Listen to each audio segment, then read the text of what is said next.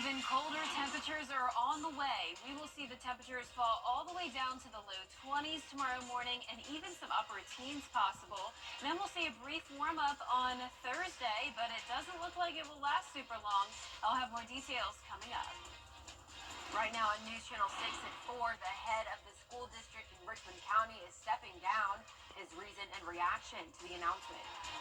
Plus, city leaders are talking trash where things now stand with the garbage contract. And traffic deaths are down in South Carolina. We'll get a look at the numbers now compared to last year as your News at 7 starts now. Live from Television Park, this is WJBF News Channel 6 at 7. Good evening. You're watching News Channel 6 at 7. I'm Bria Smith in for Dee Griffin. Thanks for joining us. We begin with a developing story as the Thompson mayor, Benji Cranford, has been found not guilty of providing alcohol to an inmate. Cranford was arrested in Augusta. He was accused of putting a bottle of gin in a ditch along Cobham Road in McDuffie County near where a Jefferson County inmate crew was working. He was suspended from his duties by Governor Brian Kemp in October. We just heard from the governor's office, and he's immediately reinstated.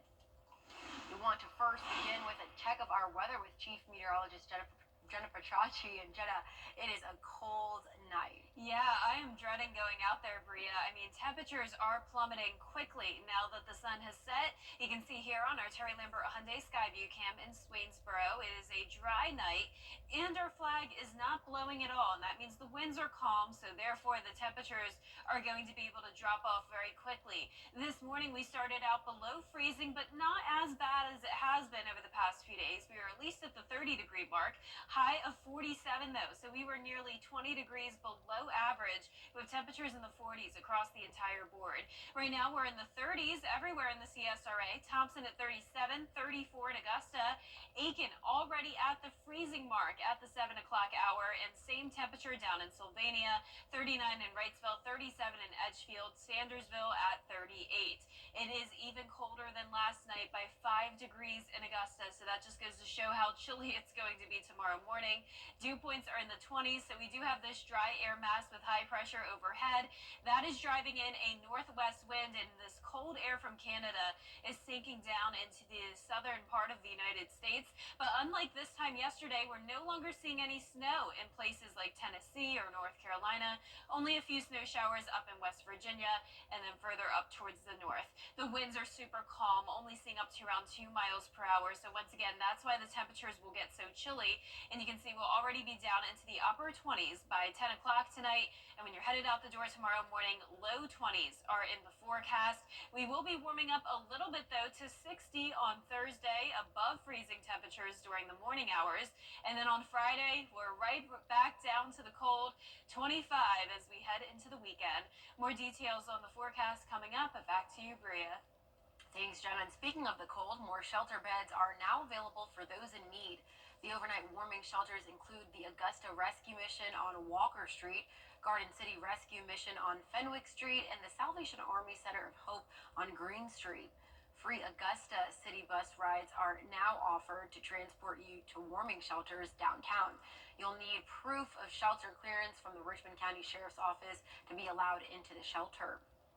And this time of year, a lot of us are keeping a close eye on our thermostats, hoping we don't see a spike in our energy bills.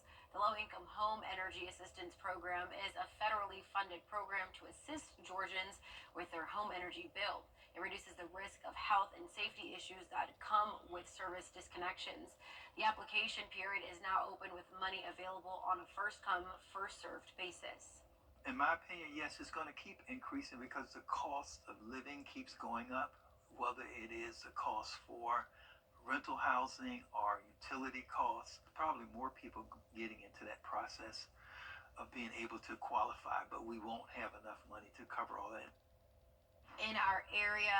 Over Incorporated in Milledgeville provides energy assistance to Hancock, Johnson, and Washington counties. All other local Georgia counties waitlist appointments are now available with the CSRA Economic Opportunity Authority. You must be 65 and older or medically homebound to qualify during December. Starting January, anyone can apply. A change at the top for Augusta's schools. The superintendent is stepping down, and I had the chance of speaking with the current and incoming Board of Education members about what Dr. Kenneth Bradshaw's departure means for the school system. The school system released a statement Monday that says as of December 31st, Dr. Bradshaw would no longer lead the school system after serving as superintendent for the past 5.5 years. He's pointed the ship in the right direction and kept the focus of the academics being the main goal.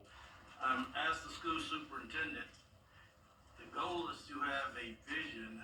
In his release, Dr. Bradshaw says, "I believe now is the right time to step away to be closer to the Atlanta metropolitan area and my family." Wish him well. I think the reasons that he laid out were not something that people can second guess. Obviously, he's got some things that his personal life, were things that needed to be addressed, and he did that in the best way that he thought was possible. So. But for new board members, the announcement came as a surprise. I was shocked. I was blown. I felt as an elected official who the people elected to do a job for them, that we could have got, the new board members could have gotten the courtesy of being told that this was about to happen. District 8-elect Mary Jane Abbott shares she was also shocked and found out once the release was made public, but is grateful for his work and is hopeful for a new superintendent. We've recently seen our graduation rates increase to the highest levels that have been since since we started reporting them. We've seen standardized test scores increase. He got us peeking over the top of the barrel. We haven't had anyone that was able to do that thus far. He brought in a lot of great people to do great things here. I seen the movement. With him being gone now, I feel like we set back 15 years. Under Bradshaw's leadership, RCSS achieved the highest graduation rate in its history and collaborated with Columbia County to create the Junior Achievement Discovery Center. The board will select the next superintendent, and we'll keep you posted as the process moves along. In Augusta, and some Augusta leaders are preparing to kick the can down the road on garbage service. The proposed agreement calls for two haulers to pick up trash, with the annual fee increasing by almost $120 a year. Causing concern is the garbage fee would be used to fund more than $3 million in services like building, demolition, lot cleaning, and street sweeping. Yeah, I mean, when you look at the ancillary items that, $3.4 million and some of the things on there, and using garbage money for that, that doesn't benefit the entire community, there's concerns there. January 1st is the deadline for the new garbage deal to get done, but commissioners say they can work on a month-to-month basis until a new contract can be approved. One man is in jail in Allendale after a suspected murder for hire plot. Allendale police say Freddie Washington posted a picture of a juvenile on social media. The post stated dead or alive and indicated anyone who took him up on the offer would get paid. Police believe Washington is referring to the suspect in his own son's shooting. He is charged with solicitation to commit murder and kidnapping. A homicide investigation is underway in Richmond County. It happened this morning on Pickett Avenue in Augusta. A man was found dead at the scene. Deputies say he was shot at least once. The victim's name and motive are not yet known. After the busiest travel week of the year last week, South Carolina saw fewer deadly accidents. According to Highway Patrol, Caroline Yaffa tells us why Highway Patrol says the numbers have been going down year after year. Drivers that we spoke with in this gas station in Richland County tell us that they saw more patrol troopers, which made them feel safer. During Thanksgiving week from Wednesday through Sunday, highway patrol troopers were every 10 miles along South Carolina interstates. Their goal? Be visual enough to make drivers slow down. Jonathan Lucier says he saw this as he drove last week, with many drivers pulled over. Highway Patrol says they believe their presence makes a big difference in the amount of deaths. This year, during Thanksgiving week, there were 6 deaths, down from 11 the previous year. Master Trooper William Bennett says the combination of enforcement and education efforts goes a long way. It's not just giving people tickets. That's part of it. But, we got to get out and inform the public of these, these stats and the things that we see and try to make sure they know what the laws are and that they're educated. That way, hopefully that's going to prevent them from making a poor decision or maybe making a mistake unintentionally. With another busy holiday coming up, Highway Patrol reminds everyone to be smart, be safe, and have a plan. In Columbia, Caroline Yaffa. The South Carolina State Board of Education is considering taking more books off school library shelves. The board meeting today to decide the fate of 7 more books which have been challenged for being lewd or inappropriate. The Board of Education is deciding on 8 books today, part of a new rule set up by the Superintendent of Education that allows any parent or school employee to file a challenge. If that book is considered unfit for the students, it would be pulled from all school libraries statewide. The rhetoric surrounding Regulation 43170 suggests that school librarians purposefully select sexually explicit materials and do so without a transparent process. This implication has caused some school librarians to suffer unjust harassment and has caused many district officials to take purchasing power away from the school librarian, the trained professional, in favor of mass book removals. The board decided a few books on the list can stay, but only with parental consent when a student checks it out. Coming up, unrest in South Korea tonight. The country's president overturned Low 20s tomorrow morning and even some upper teens possible. So bundle up, but you can ditch the jackets on Thursday. We're going to be warming up to at least 60 degrees. A cooler end to the week, and then next week, maybe we could even see some 70s. I'll have more details and the full forecast when we return. Try Bojangles. If you've been arrested for a DUI in Georgia, you may only have 30 days to protect your license or your privilege to drive here. Hi, I'm Tiffany Duncan of DUI Duncan, the DUI firm here in Augusta. Visit our website at DUIDuncan.com to see what we've done to help so many drivers. If you've been arrested for a DUI in Georgia, call me now for a free consultation. While the firm, of course, cannot guarantee results, we do guarantee hard work and fast action. Remember the name, DUI Duncan. Right. Lottery. With XDT, the voice coaches are live. We're on the red carpet, plus a TGIF throwback. You probably know me best as Balky, and this is ET's Then and Now. XDT. Tonight at 7:30 on News Channel 6. You can't always choose the weather, but you can choose your weather app. Go with the most accurate and most trusted, the Live 5% mobile app. Download it today. Now, your most accurate forecast with WJBF Live 5/6. Welcome back. Already a couple places at the freezing mark. That would be Aiken County and Screven County. The rest of us in the mid to upper 30s. A lot of places at 37 degrees already at the 7 o'clock hour. You can see this dip in the jet stream here with all the cold air coming in from Canada. Lots of 20s across the eastern portion of the United States. Now, we did have more snow yesterday. Unfortunately, I can't really show you a snowy view tonight, but I can show you a beautiful Christmas tree in honor of the cold weather. Here's a look at New York City on our Terry Lambert Hyundai Skyview cam. High pressure and control driving in a northwest wind, so we will have the coldest airs of the season tonight, at least so far, and it is much colder than normal for this time of the year. We're also still tracking snow showers up in the Great Lakes region and parts of the Northeast, and it's been a long time since the CSRA has dipped below 25 degrees, at least in Augusta. Over the weekend, we did get to 25 in Augusta, and then some surrounding areas got to around 22. But when it comes to below 25. That'll be the case for the first time in Augusta tomorrow, going with a low of 22, 21 in Aiken, and forecasting 19 degrees in Saluda. And I do think several other areas sheltered from the wind in some of our northern and rural areas could dip down to maybe 17, 18 degrees. This is flirting with record temperatures. Now, notice the record in Saluda County is 15, set back in 1960.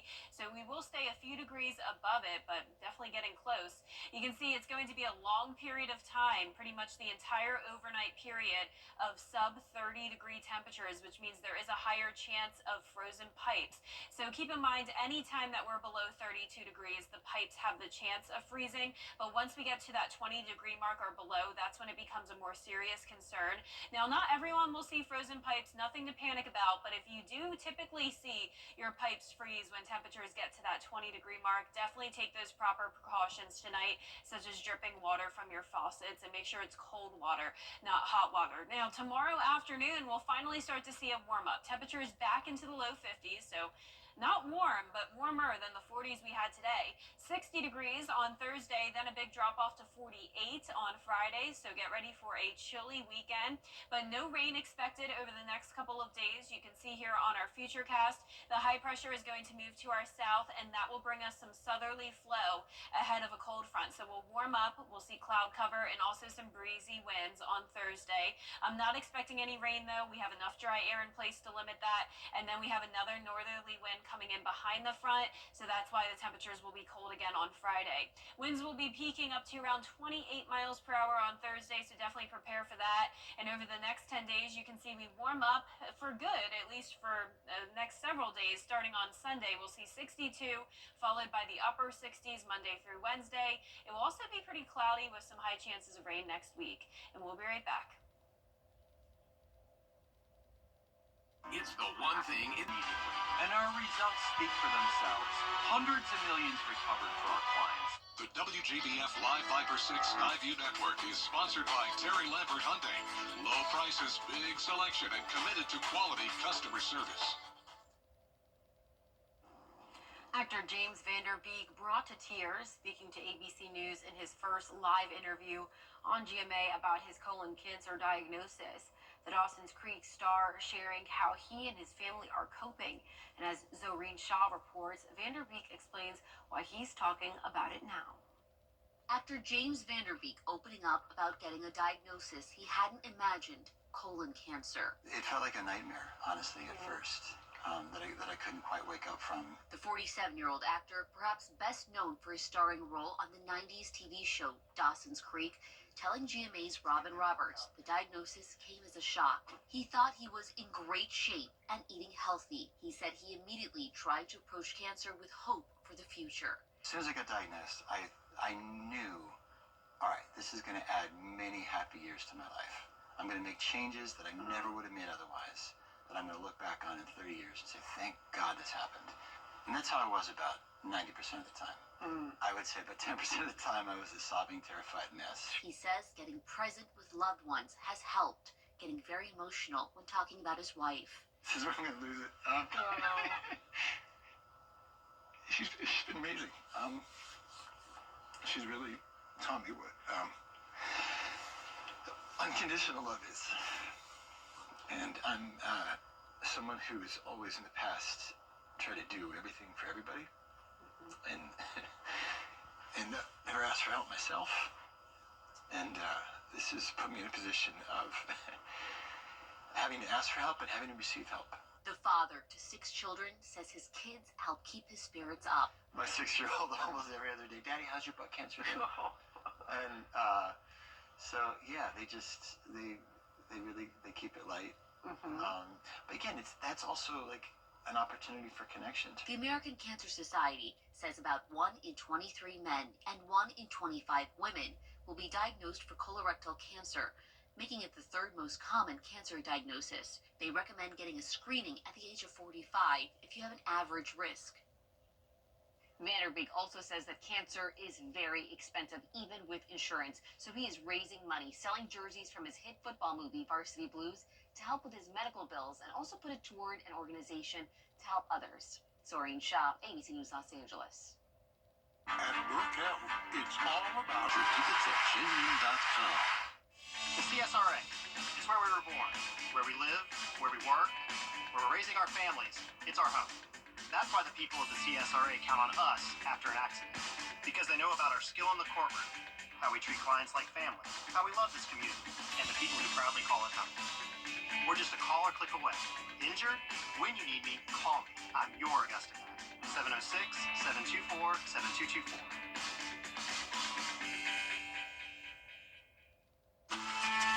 I'm Leanna. This is my new home. After running through college, buying a home was the right option for me.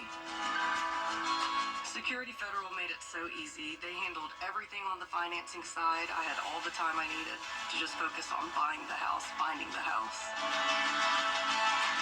Buying a home has always been a goal of mine, and I'm really thankful to Security Federal for making that possible.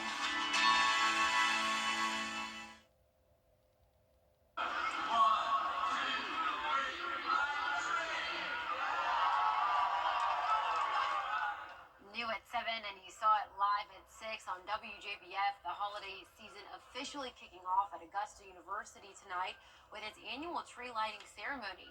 The event takes place outside the Maxwell Theater on Augusta University's Somerville campus. President Russell Keene did the honors by flipping the switch and lighting up the tree. The event also included photos with Santa, a holiday market, crafts, food trucks, and inflatables for kids.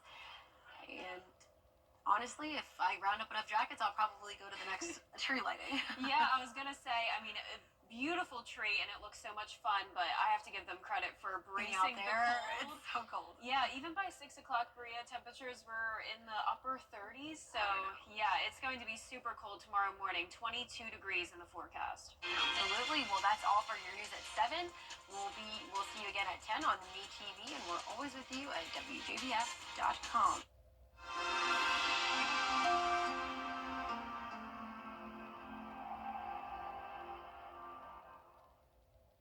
For too many children in our community, hunger isn't just a feeling, it's a daily reality.